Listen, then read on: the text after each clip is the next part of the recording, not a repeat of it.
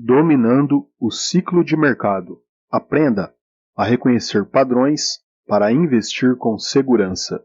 Howard Marks. Capítulo 11. O ciclo do setor imobiliário. Grande parte dos investimentos está sujeita a generalizações grosseiras e declarações abrangentes, geralmente enfatizando os pontos positivos, por causa da tendência dos seres humanos à ganância e ao pensamento positivo. Por alguma razão, isso parece ser particularmente verdadeiro no setor imobiliário. Ao longo da minha carreira, ouvi racionalizações sobre investimentos em imóveis, baseadas em declarações facilmente digeridas, como "eles não estão mais fazendo", a respeito de terras. "Você pode sempre viver nela", a respeito de casas, e "é uma proteção contra a inflação", a respeito de propriedades de todos os tipos.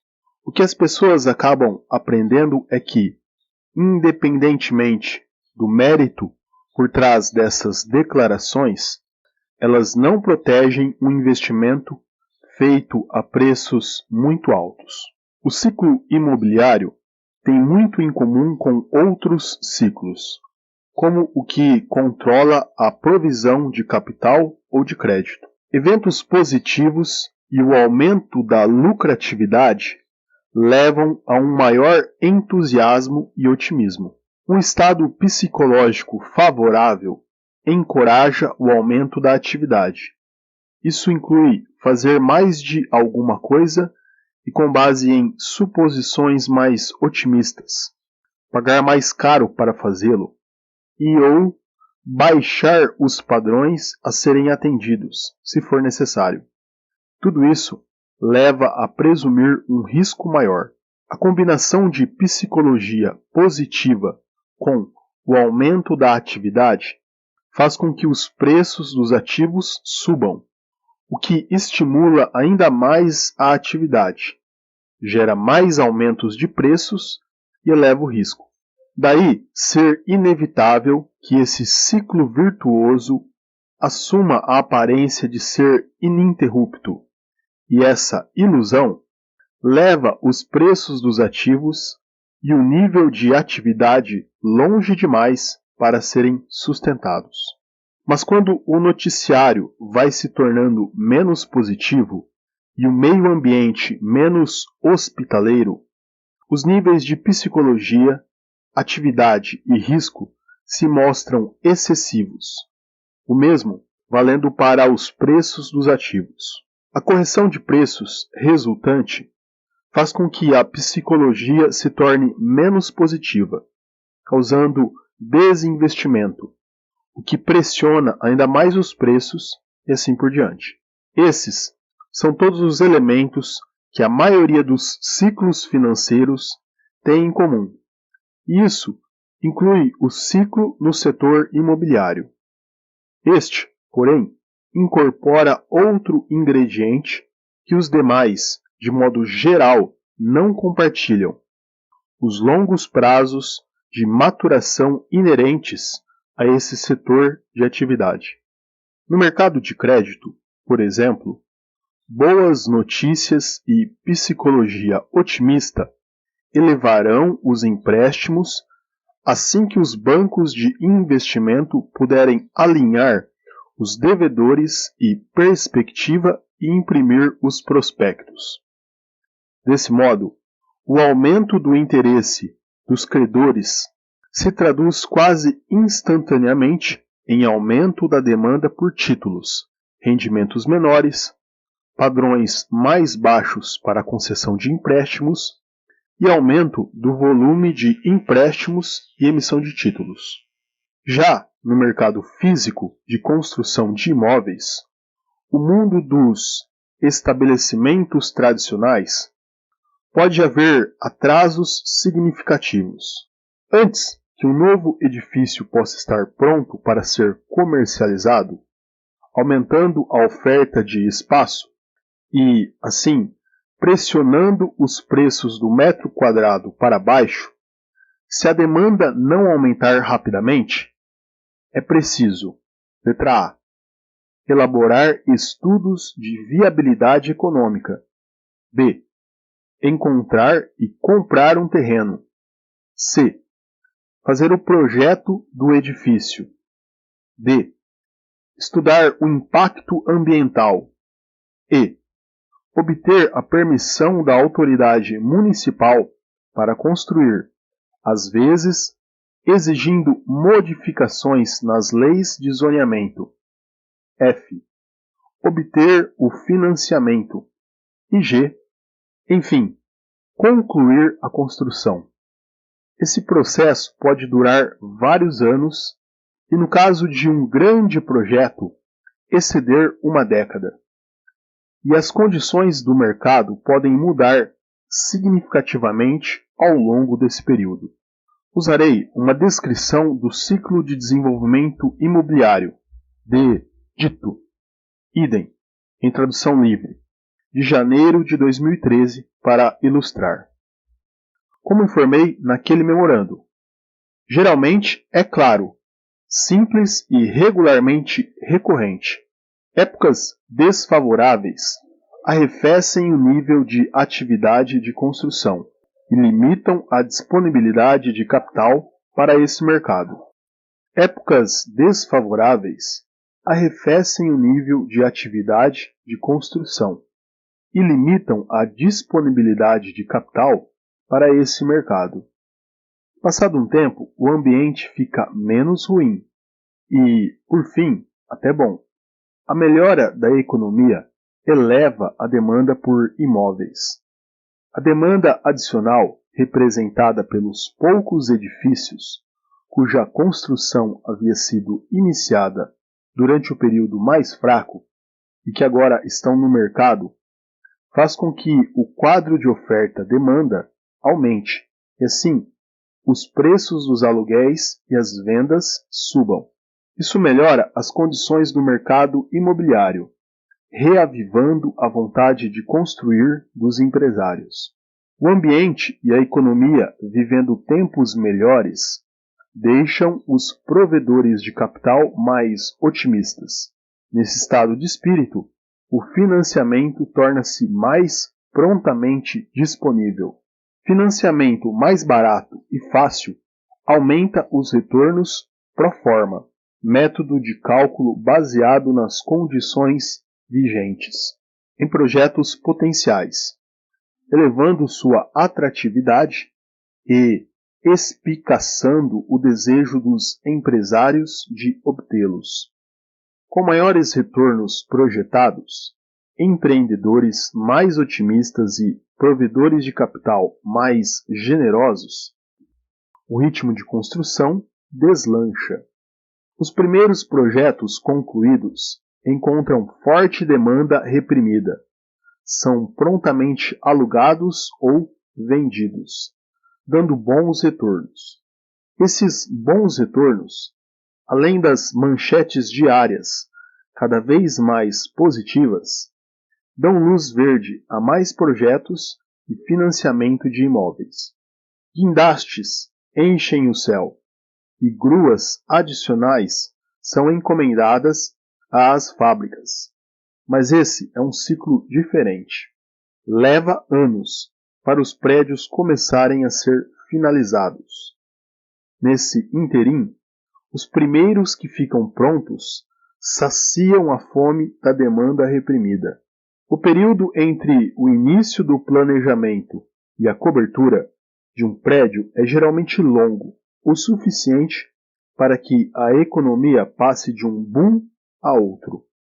Projetos iniciados nos bons tempos muitas vezes são lançados em tempos ruins, significando que os metros quadrados a mais pressionam para baixo os preços de aluguéis e venda, com imóveis total ou parcialmente desocupados. Tempos ruins ocasionam baixos níveis de atividade imobiliária e restrição na disponibilidade de capital para a construção. Observe que, tal como ocorre em muitos outros ciclos discutidos aqui, cada passo leva ao próximo. Em particular, o passo na parte inferior da lista é, na verdade, o que inicia a próxima iteração. Este é um bom exemplo da maneira pela qual os ciclos se auto-perpetuam. No crédito, os prazos inerentes ao processo são breves. Então, quando o empréstimo é concedido, as condições econômicas e comerciais vigentes no momento em que a vontade de emprestar surge ainda estão em vigor. E se as condições mudarem materialmente nesse ínterim processual, o credor pode ser capaz de descomprometer em face da existência no contrato de uma cláusula de mudança adversa significativa. Assim, há relativamente pouco risco nos empréstimos gerais resultantes da lacuna entre ideia e ação. Contudo, muitos anos podem passar entre a concepção de um edifício e seu lançamento, e isso pode fazer com que as condições mudem enormemente, como já informei. Tal possibilidade torna o negócio imobiliário potencialmente arriscado. Os empreendedores esperam que esse risco seja compensado pelo fato de terem à mão extenso financiamento externo e, portanto, arriscam relativamente pouco de seu próprio dinheiro e são capazes de alavancar em alto grau o retorno sobre ele. Quando me mudei para Los Angeles, em 1980, esqueletos de aço perfilavam-se ao longo do corredor Wilshire, em Westwood, onde condomínios cintilantes haviam sido imaginados. Os empreendedores que iniciaram esses projetos tomaram carona no boom dos anos 1970. Mas o panorama favorável sob o qual aqueles projetos foram iniciados foi mudando de figura conforme as condições econômicas refluíam e a demanda existente ia sendo atendida por construtores mais rápidos. Um desses esqueletos enferrujados permaneceu assim, inacabado, durante anos. Seu construtor, que sonhava com um alto retorno sobre o custo total de um projeto de 100 milhões, perdeu seus 5 milhões ou 10 milhões de capital. E os bancos perderam boa parte do financiamento desses projetos. Isso ilustra a desvantagem do ciclo imobiliário e o efeito dos longos períodos de tempo.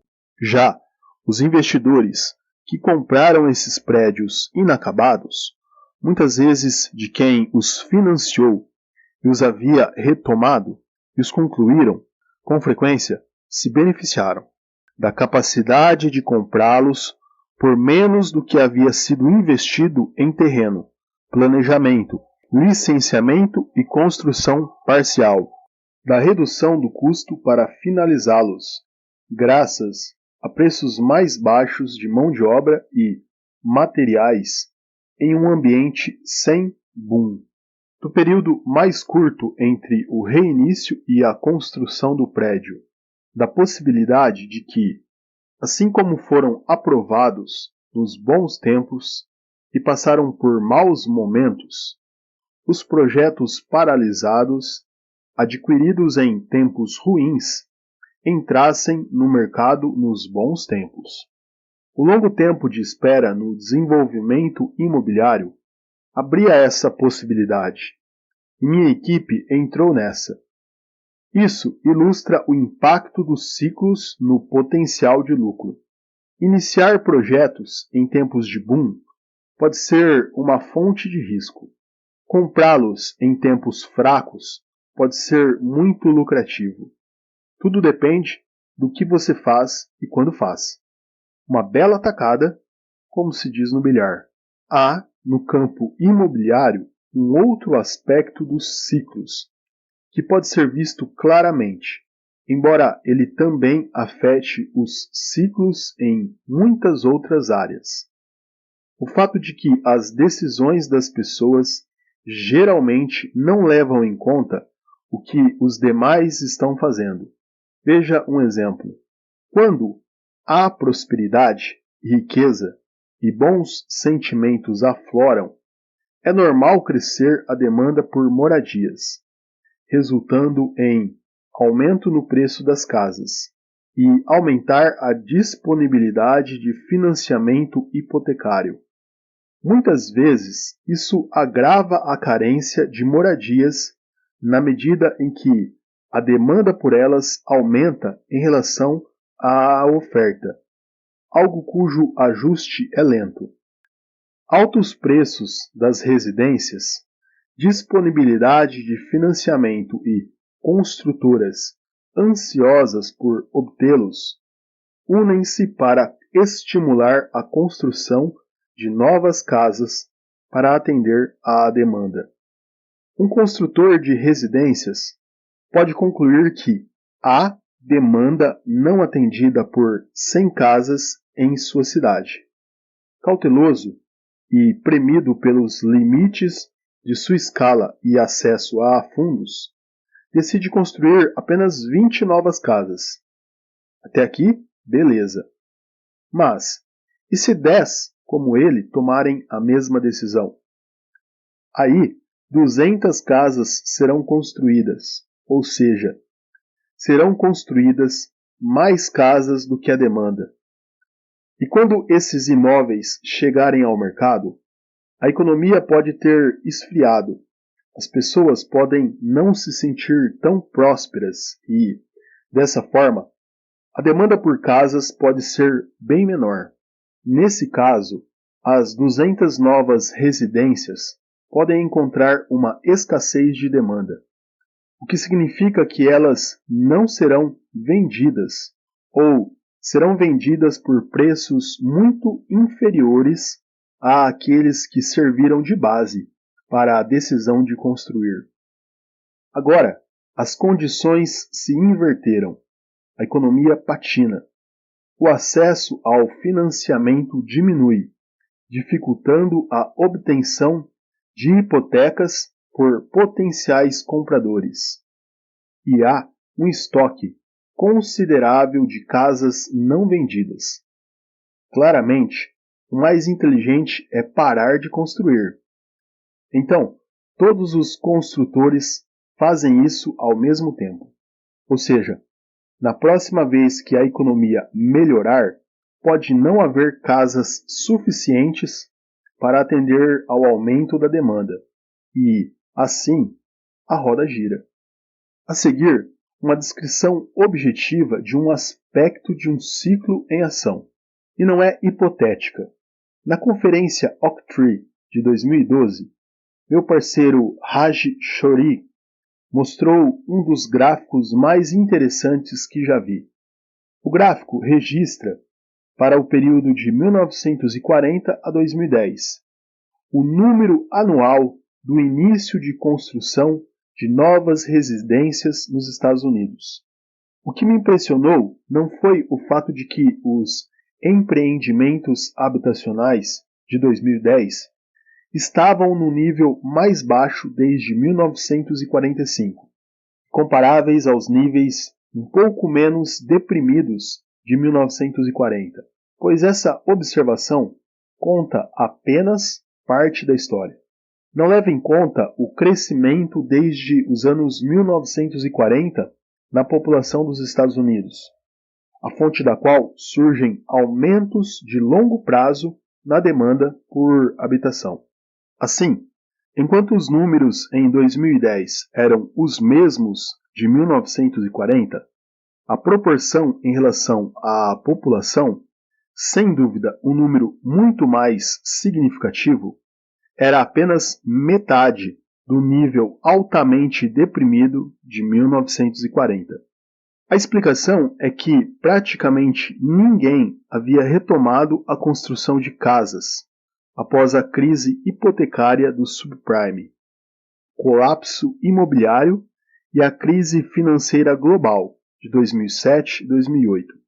A principal inferência a se extrair dessa observação foi a de que a oferta de novas residências nos anos imediatamente seguintes seria insuficiente para atender à demanda crescente por imóveis residenciais.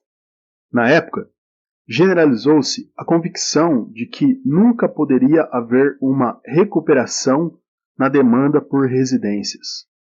A maioria das pessoas estava convencida de que o sonho norte-americano da casa própria se desvanecera e a demanda por casas permaneceria deprimida para sempre. Assim, o estoque de casas não vendidas seria diluído muito lentamente. Citava-se a tendência entre os mais jovens, em razão do colapso do sistema de financiamento habitacional e das bolhas hipotecárias, em alugar, deixando de comprar. Como sempre, essa ideia foi extrapolada, em vez de sua durabilidade ser questionada. À semelhança de muitos dos exemplos deste livro, para a maioria das pessoas, a extrapolação conduzida pela psicologia tomou o lugar de uma compreensão e crença na ciclicidade. Ficou claro para mim e meus colegas da Oaktree que, como a maior debacle econômica em quase 80 anos havia interrompido o acréscimo na oferta de moradias, os preços das casas poderiam se recuperar fortemente se houvesse algum aumento concreto na demanda. E, rejeitando a ideia então cristalizada, estávamos convencidos de que a demanda por moradias se mostraria cíclica, como de costume, e, portanto, decolaria em algum momento no futuro, a médio prazo. Essa conclusão, apoiada por outros dados e análises, contribuiu para a nossa decisão de investir pesadamente em hipotecas residenciais inadimplentes e empréstimos bancários inadimplentes, garantidos por terrenos para construção residencial, e também para adquirir a maior empresa privada de construção de imóveis residenciais da América do Norte. Isso deu muito certo. É interessante, nesse contexto, observar que o que o The Wall Street Journal informou em um artigo de 12 de maio de 2017, intitulado Generation of Renters Now Buying. Geração de locatários agora compram, em tradução livre. Dentre todos os compradores de casas, 42% o faziam pela primeira vez este ano, contra 38% em 2015 e 31% no ponto mais baixo do recente ciclo habitacional, em 2011. Números que bastavam para desmistificar a ideia de abandono generalizado da casa própria. Eis aí um exemplo prático de que a consciência da natureza, dos ciclos e da nossa posição no atual permitirão uma inferência lucrativa. E é um caso em que um ciclo em um de seus extremos, desta feita, no início da construção de residências em meio a uma depressão profunda, enviou um nítido sinal pedindo uma ação altamente lucrativa. O rumo correto parece claro agora, quando olhamos para as evidências. Em retrospectiva, as razões por trás das decisões de sucesso são invariavelmente óbvias, mas, neste caso, a análise desapaixonada dos dados cíclicos permitiu que a conclusão correta fosse obtida em tempo real, que é quando conta. Gostaria agora de focar, pela primeira, mas não pela última vez, o modo como as pessoas ocasionalmente concluem que algum fenômeno financeiro deixou de ser cíclico e para esse fim discutirei um dos maiores casos. Quando as coisas vão bem, as pessoas tendem a pensar que os bons tempos serão infindáveis. De fato, não se passou muito tempo para que uma correção de rumos mostrasse como a história cíclica foi negligenciada. Assim, é apropriado citar novamente a observação de John Kenneth Galbraith sobre as atitudes em relação à história. Pode haver poucos campos do esforço humano em que a história conta tão pouco quanto no mundo das finanças. A experiência passada, na medida em que faz parte da memória, é considerada como o refúgio primitivo daqueles que não têm a visão necessária para apreciar as incríveis maravilhas do presente. Grande parte dos investimentos está sujeita a generalizações grosseiras e declarações abrangentes, geralmente enfatizando os pontos positivos, por causa da tendência dos seres humanos à ganância e ao pensamento positivo. Por alguma razão, isso parece ser particularmente verdadeiro no setor imobiliário. Ao longo da minha carreira, ouvi racionalizações sobre investimentos em imóveis baseadas em declarações facilmente digeridas como: eles não estão mais fazendo, a respeito de terras. Você pode sempre viver nela, a respeito de casas. E é uma proteção contra a inflação, a respeito de propriedade de todos os tipos. O que as pessoas acabam aprendendo é que, independentemente do mérito por trás dessas declarações, elas não protegem um investimento feito a preços muito altos. Já mencionei que os Estados Unidos, no final dos anos 1990 e início dos anos 2000, várias autoridades eleitas decidiram que, se mais pessoas tivessem acesso à casa própria, a sociedade se beneficiaria. Isso passou aos credores hipotecários, patrocinados pelo governo, a mensagem de que o financiamento residencial deveria ser disponibilizado com mais facilidade. E eles concordaram.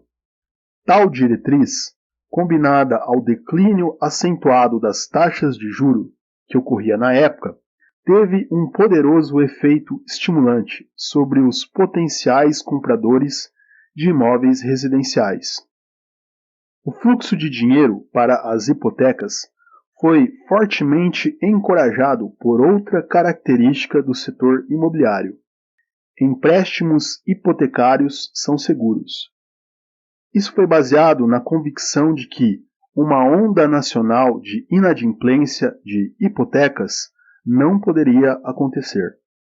A combinação de forte crescimento econômico, flutuações econômicas geralmente moderadas e práticas prudentes de empréstimo hipotecário impediram a ocorrência de tal onda no período desde a Grande Depressão, tempo suficiente para o último episódio ser esquecido, como diz Galbraith. Mas isso não significa que os credores fossem incapazes de resvalar para práticas de empréstimo tão generosas e imprudentes que uma recessão poderosa poderia trazer uma onda de inadimplência. Nos primeiros anos do século XXI, a combinação de forte demanda por imóveis e financiamento hipotecário abundante, instigada pela cobertura otimista da mídia, fez com que os preços dos imóveis subissem fortemente. Assim, começamos a ouvir mais uma ampla e generalizada ladainha sobre o setor imobiliário. Os preços das moradias sempre sobem. Veja a seção a seguir. Espero que agora você tenha entendido que os méritos do ativo em questão importam muito, mas certamente não podem ser fortes o suficiente para sempre ganhar o dia. A emoção humana inevitavelmente faz com que os preços dos ativos, mesmo os que valem a pena, sejam deslocados para níveis extremos, insustentáveis ou vertiginosamente altos ou excessivamente baixos. Resumindo, crer de modo consciencioso na inevitabilidade dos ciclos, como estou pedindo, significa que há certas palavras e frases que devem ser excluídas do vocabulário do investidor inteligente. Nunca, sempre, para sempre, não pode, não será, não deverá e tem que, e correlatos. Nos anos que antecederam a crise das hipotecas subprime de 2007 e a crise financeira global de 2007 e 2008, uma grande dose de comportamento autista, que mais tarde demonstrou ter sido imprudente, sustentava-se na crença de que as residências poderiam se apreciar de forma constante e não se provar cíclica. Como parte ou contribuindo para a tendência de alta, alguns pesquisadores declararam apoio a essa ideia e fizeram projeções otimistas. Segundo um artigo de New York Times Magazine, de 5 de março de 2006, intitulado This Very, Very Old House, uma casa muito, muito velha, um alto funcionário do Federal Reserve Bank de Nova York concluiu que o aumento acentuado dos preços dos imóveis está em linha com as condições econômicas. Não é uma visão distorcida da realidade. Atribuiu-se a ele o seguinte comentário: às vezes, nos perguntamos por que os preços das casas não aumentaram muito mais, a julgar pelo tremendo aumento no tamanho da hipoteca que uma família média pode financiar.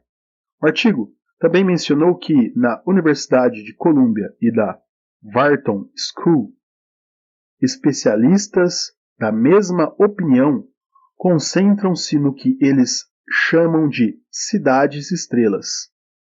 Lugares tão desejáveis que não apenas não rumam para uma correção, mas também podem sustentar preços sempre crescentes em comparação com cidades menos procuradas. É claro que a disposição de empregar termos como sempre crescente deveria servir como sinal de advertência absoluta para o investidor alerta. Havia, porém, muito a questionar sobre a razoabilidade dessas conclusões. Os dados relativos aos preços das casas referem-se a um período de tempo curto.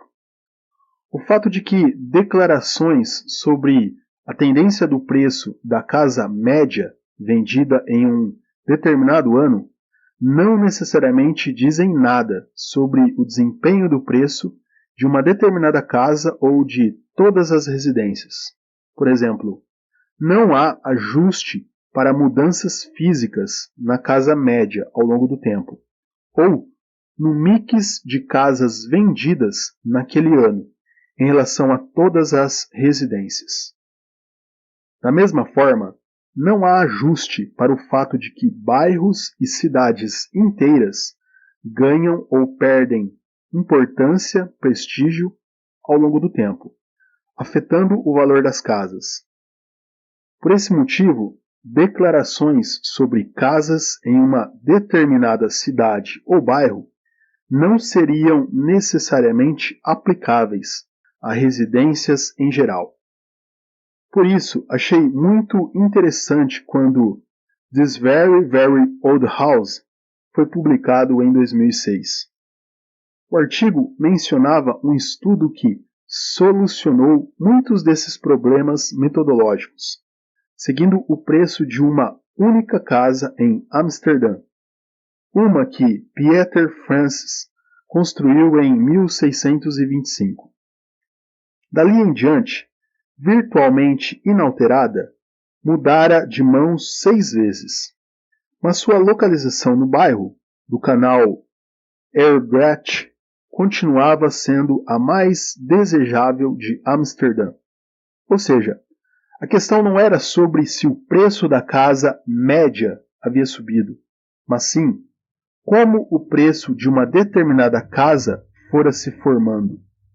Contrastando com a opinião dos que acreditavam na perenidade da situação favorável do mercado de habitação citado anteriormente, Robert Schiller, da Yale, disse sobre a casa de Francis e seus vizinhos: olhar para os dados de Herrengrate é muito mais instrutivo, porque você pode observar intervalos de 50 anos de crescimento. E isso muda as coisas de figura. Isso é mais realista do que o argumento das cidades-estrelas. O autor do estudo, Piet Echolot, foi descrito como cético em relação àqueles que afirmam que os valores de propriedade podem continuar aumentando ao infinito. Ele considerou os argumentos econômicos diferentes dessa vez, mas disse: você pode ver avaliações igualmente otimistas feitas recorrentemente, que são, então, invalidadas pelas circunstâncias. Naquele artigo, lia-se ainda que há um mito segundo o qual os valores imobiliários aumentam significativamente ao longo do tempo. Echolot disse: mas os dados acabaram desafiando esse mito. Ou seja, lá onde todos, desde seu velho e sábio tio até o corretor que lhe vendeu uma casa, consideram como escrito na pedra que o setor imobiliário é um dos melhores investimentos de longo prazo, o mais longo dos índices de longo prazo sugere que, muito ao contrário, há algo que não cheira bem. Entre 1628 e 1973, o período do estudo original de Echolot, os valores reais da propriedade em Herrengrate, ajustados pela inflação, subiram apenas 0,2% ao ano. Como Schiller escreveu em sua análise do índice Herrengrate, os preços reais dos imóveis praticamente dobraram, mas levaram quase 350 anos para fazê-lo. É apenas nos últimos anos, diz Schiller, que os enormes aumentos nos preços dos imóveis se tornarão a norma e o que as pessoas esperam deles. Se essa descrição dos últimos anos, em que os preços subiram surpreendentemente, tipifica o admirável mundo novo em que vivemos, colocando-o na perspectiva do tempo, subir, cair, nos leva de volta ao que pode ser a lição de história mais antiga de todas. Ela tende a se repetir, algo que enfatizo com veemência. Ainda que os dados de longo prazo sobre os preços das residências sejam valiosos, a lição mais relevante é que, em tempos de aumento dos preços dos ativos, as pessoas se tornam otimistas e os analistas dão suporte a esse estado de coisas com força de sua autoridade. Isso é natural. De fato, racionalizações a propósito de valorizações de preço ocorridas e previsão de continuidade desses processos invariavelmente ocorrem em períodos de alta e não de baixa. Um conselho: para obter ajuda de verdade, eu procuraria analistas que emitissem declarações sóbrias em tempos de alta, ou que argumentassem contra a negatividade quando os mercados estivessem em baixa. O setor imobiliário, como todos os outros, está sujeito a ciclos de alta e baixa. Mas os ciclos imobiliários podem ser amplificados por fatores especiais. intervalo de tempo entre a concepção e o lançamento de um empreendimento, a típica alavancagem financeira extremamente alta, o fato de a oferta ser geralmente inflexível demais para ser ajustada à medida que a demanda sobe ou desce, ou seja, um fabricante pode eliminar um turno de trabalho, demitir funcionários ou reduzir a produção se a demanda por seu produto cair muito. Mas é muito mais difícil para um locador, hoteleiro ou incorporador imobiliário reduzir as instalações que tem para oferecer se a demanda ficar aquém da necessária. O ciclo no setor imobiliário ilustra e exemplifica as maneiras pelas quais os fatores cíclicos sofrem e causam sofrimento uns aos outros, bem como a tendência dos ciclos a ir a extremos. Não é por acaso que se costuma dizer, com alta dose de cinismo, que, em tempos mais difíceis, quando as generalizações otimistas já não cabem, somente o terceiro proprietário ganha dinheiro. Não o empreendedor que concebeu e iniciou o projeto, e não o banqueiro que financiou a construção e, em seguida, recuperou a posse do projeto do desenvolvedor no ciclo descendente, mas sim o investidor que comprou a propriedade do banco em meio a dificuldades e, em seguida, surfou na onda do ciclo de alta. É claro que, como todas as generalizações, trata-se de um exagero, mas serve como um lembrete da relevância da ciclicidade para o mercado imobiliário e, em especial, do modo como ela pode funcionar em tempos menos favorecidos.